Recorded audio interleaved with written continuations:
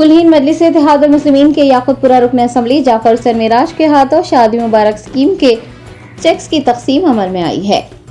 Best Asaduddin Owaisi सदर कुलहीन मजलिस इत्तेहादुल मुस्लिमीन की हिदायत पर याकुतपुरा एमएलए जाफर हुसैन मेराज ने तालाब कटा के शाह फंक्शन हॉल में चेक्स तकसीम प्रोग्राम में हिस्सा लेकर 150 इस्तफादा कुनिंदगान को चेक्स हवाले किए। तकसीम शुदा चेक्स की मालियत 1,50,17,400 रुपये रही। इस प्रोग्राम में हल्का असम्बली याकुतपुरा के तमाम डिवीजन के कॉरपोरेटर्स, डिप्टी तहसीलदार, आरआई के अलावा चार मीनार मंडल के दीगर अफसरान भी मौजूद थे।